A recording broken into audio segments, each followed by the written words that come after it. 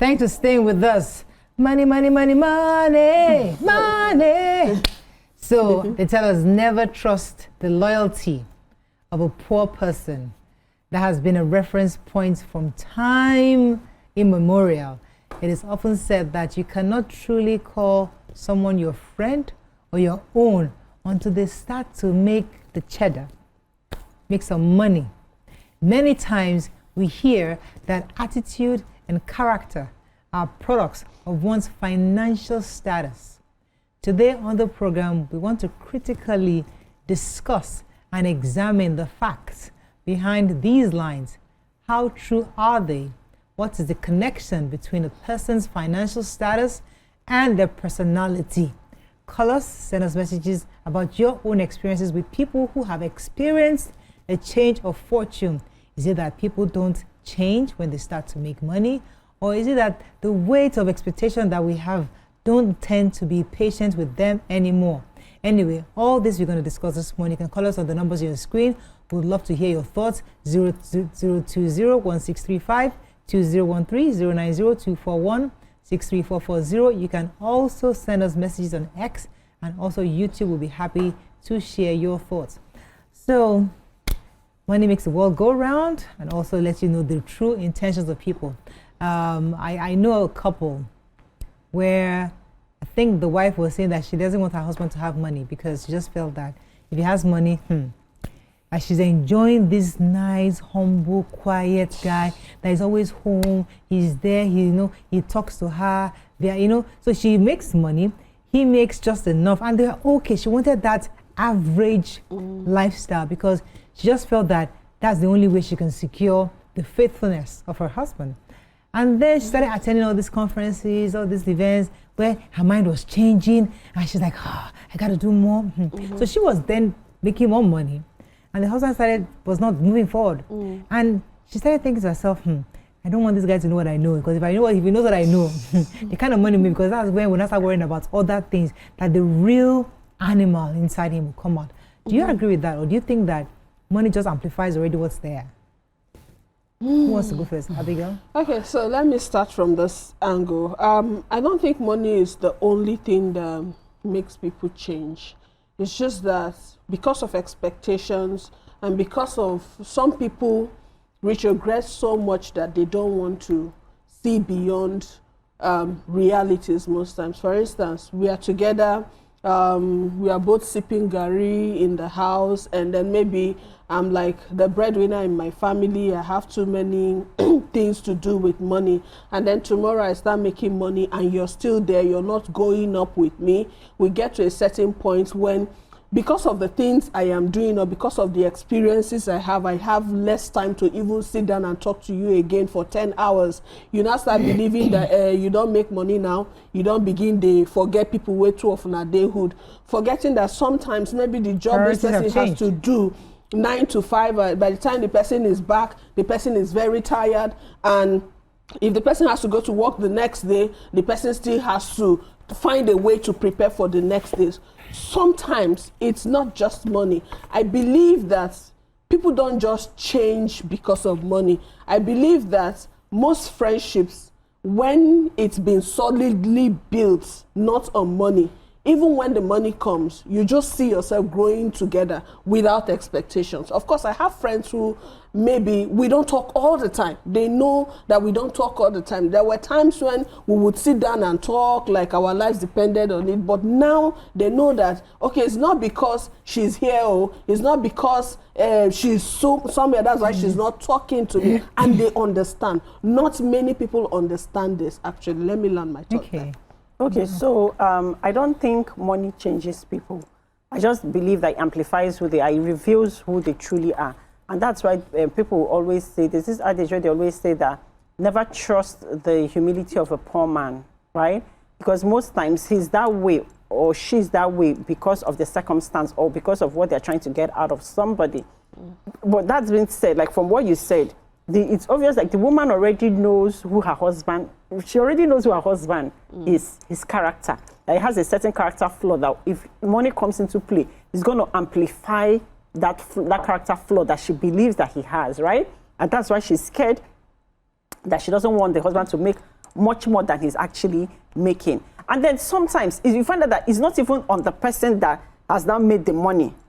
It's it's now on the people that are perceiving or having certain expectations of you, or whoever it is that has made that money. So let me give an example. I went to Houston sometime last year to see my friend, and then later in the year, another friend of mine now calls me up and says that, that she was in Houston the same time as I was, practically almost in the same neighborhood.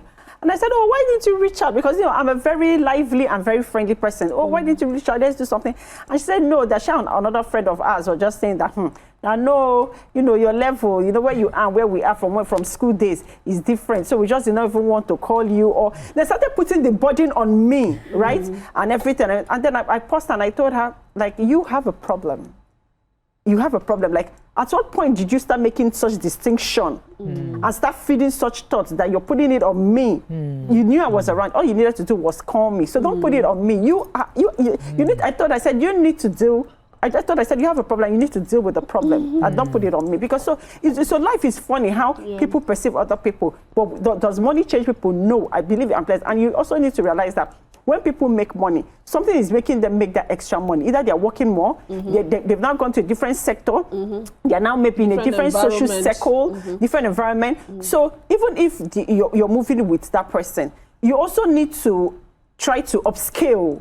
Yeah. You also need to try. Don't force me to upscale. No. I'm sorry. I don't want to upscale. I want to stay where I am. No, I mean in the circumstance where the person is complaining. Let me explain it. So you and I are friends. And I think it's similar to what we talked about yesterday, a couple of days ago. Both of us live in, let's say, maybe K2, right? And then you got a job in Lekki and you moved, and then the job gave you an apartment, you have a new car, and I'm fine and comfortable in K2. Now, so now you're now hanging out with your friends because now you have a new community of friends in that area. And after work, you guys do stuff. Now, my work is in Ikeja, close to me. Now, the truth is that I don't want to go over that area is not my immediate area of needs. So I don't go to the island often. Now, but because you have a new circle of friends, I don't see you often. Now, what you were saying is that the perception is that now that you're living on the island, and we can't be friends anymore, that problem is on me. Because I'm the one thinking that because you have gone doesn't mean that you don't want to be friends with me.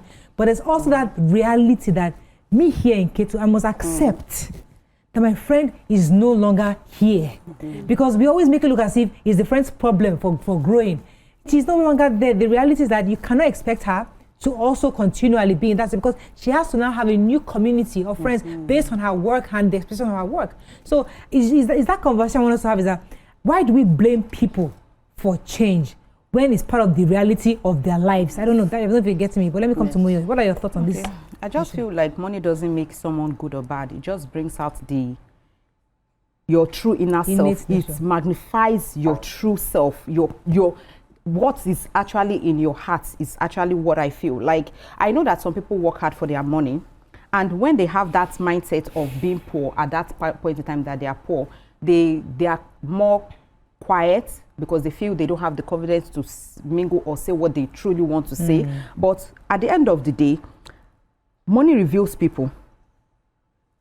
If you are actually a kind, generous person in real sense, even if you are poor, I feel you will remain the same way when you are rich. But when you have your selfishness, there are so many people that I know that they are poor, but they have this entitlement.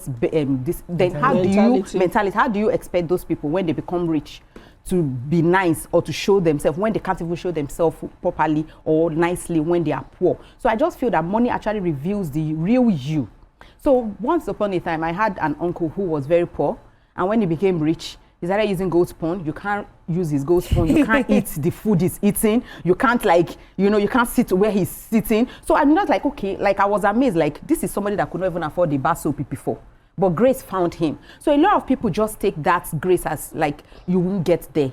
And they belittle other people. Maybe because they work real hard for it, because it depends on the kind of wealth we're even talking about. There are wealth of saying, I worked hard for my wealth. And there's wealth of inheritance. Moyo, that thing you just said.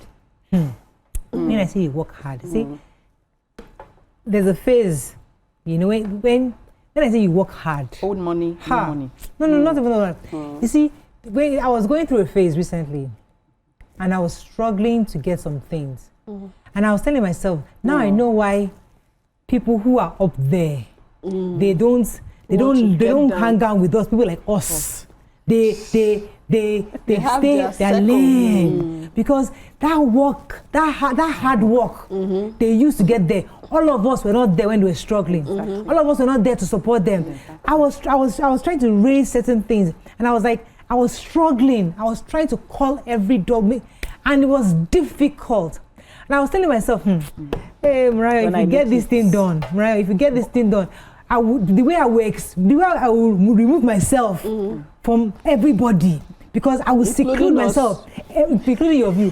I will seclude myself because it is hard to really be in that closet when you are desperately in need. So I can understand when someone says, listen, I made this money, I did this thing, I want to now pick and choose who I think can enjoy this with me or who I think I can relate with. I don't need to be in that circle again. So, But do we I'm so sorry, do we have are we also to blame when we look, for example, now we look at you that you are a billionaire, then we look at it and say, oh, she's stingy, she's like, we give this orientation already, this name to people that are rich, even though those rich people are humble people, but from afar we're already judging them by their riches. Okay, so most of they the are time, snobbish This people. thing Moyo said is what my father raised me with, and it's taken me years to unlearn it, because my father believed that every rich person was a thief.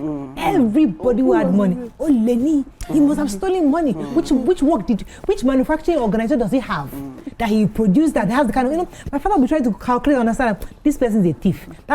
Like to him, unless you tell him, show him the workings, and he can know the workings. And you know where that happens? So that affected me growing up, because it didn't give me that drive to want to excel or to make money. Do you know why that happens? Most of the time, not your father now, some people use that as an excuse to stay lazy, to say, okay, I have tried my best now. This person is a thief. So I was going to say some things. The example of the husband, the woman you were saying, she was praying that her husband doesn't get rich. It could be that those things he was doing was just doing it to pastime. It's not him. Deep down, if you ask him, he doesn't want to do it. He just wants to do something. But he's just doing it at the time to pass time. Now, some people's expectation can drain you. They will drag you. Yeah. If you don't know. Okay, we are going on a break. When we come back, I'll complete. No, please, I'll let you finish. Okay, so some people will drain you. People who are financially intelligent will tell you that once you get there, there are certain things you will always say no to. Because if you keep saying yes, yes, yes, you see yourself dragging yourself. Now, let me use myself for a minute. I can get a deal and I'm seeing the money. It's quite a lot of money. And then by the time I finish doing this one, that one, and I'm asking myself, so where's the money?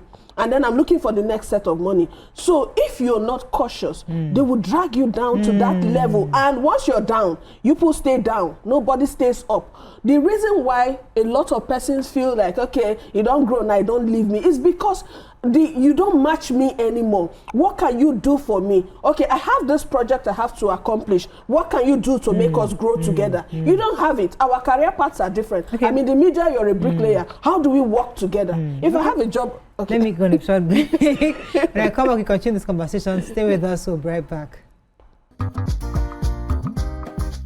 Stay tuned. Your View will be right back.